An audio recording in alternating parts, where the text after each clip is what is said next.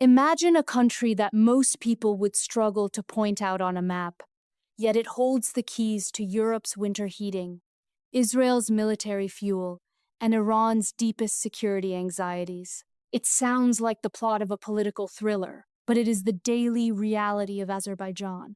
It really is.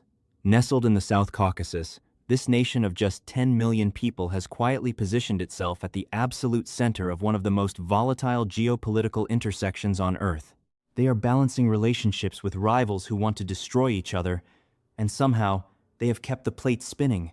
But as the conflict between Iran and Israel intensifies, the question is no longer if the tightrope will shake, but when it will break. Exactly.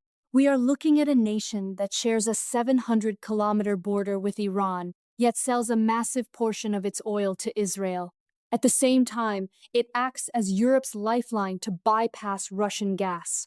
How did we get to a point where a single country is so critical to so many opposing global forces? It all comes down to geography and calculated strategy. Azerbaijan is sandwiched between Russia to the north, Iran to the south, and has close ties to Turkey and Israel. For decades, they have played a game of strategic balancing. They supply oil to Israel through the Baku-Tbilisi-Ceyhan pipeline, which is a massive deal because Israel relies heavily on this energy. In return, Azerbaijan gets access to cutting-edge Israeli defense technology and weapons. And that is precisely what makes Iran so incredibly nervous. From Tehran's perspective, their northern neighbor isn't just friendly with their archenemy. They are actively arming them and potentially hosting Israeli intelligence right on Iran's doorstep. It is a direct security threat to the Iranian regime. Yes, and it gets even more complicated when you look at the demographics. Many people do not realize that the largest non-Persian ethnic group in Iran is actually Azerbaijani. We are talking about tens of millions of people living in northwestern Iran, right along the border. This creates a massive internal security concern for Iran, because any rise in Azerbaijani nationalism or regional influence could destabilize Iran from within. It is a demographic fault line waiting to shift. And let's not forget the European angle. Ever since the war in Ukraine started and Europe tried to cut off Russian gas, Azerbaijan has become the darling of Brussels. The southern gas corridor has turned Azerbaijan into a vital alternative energy supplier. Which means that if anything goes wrong in Azerbaijan, if pipelines are targeted, or if they get dragged into a hot war between Iran and Israel, the shockwaves will instantly hit European energy prices and household bills. It is a local conflict with immediate global repercussions. To really understand how Azerbaijan navigates this minefield, we should break down their position using a SWOT analysis. Let's start with their strengths. What is their biggest asset right now? Their primary strength is undoubtedly their strategic geography and resource wealth. They have leverage over Europe through gas and leverage over Israel through oil.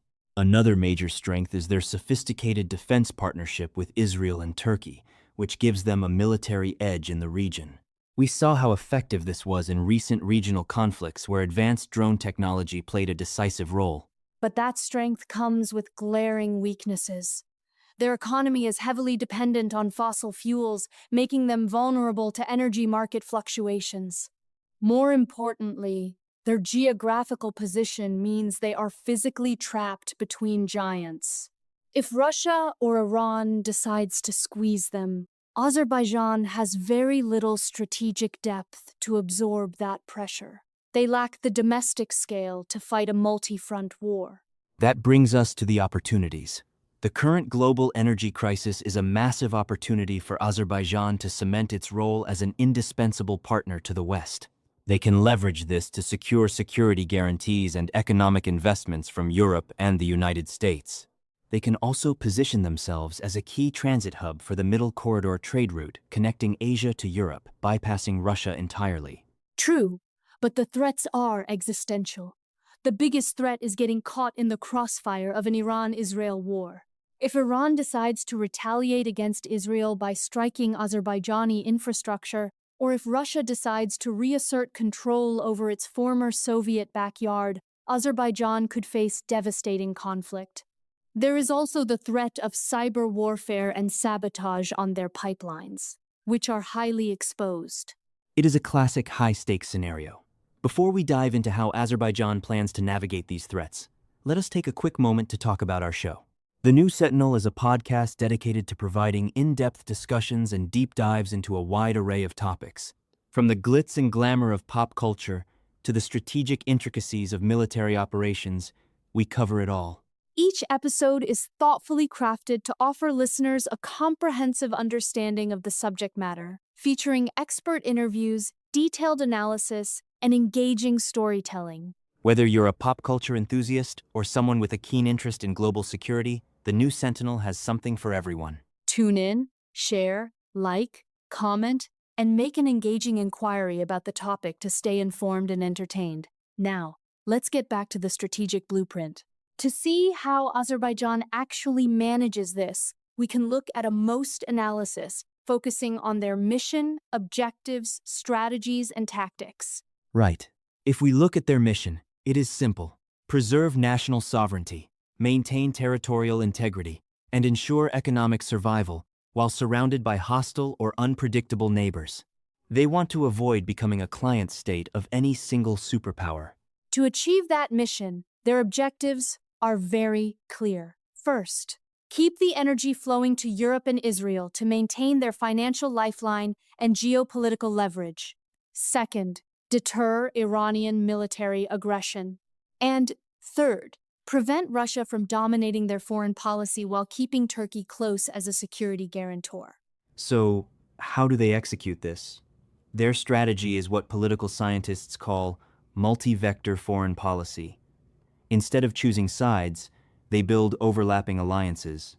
They partner with Turkey for cultural and military backing, ally with Israel for technology and intelligence, supply energy to Europe for political cover, and maintain a working relationship with Russia to avoid direct conflict. It is a web of interdependence.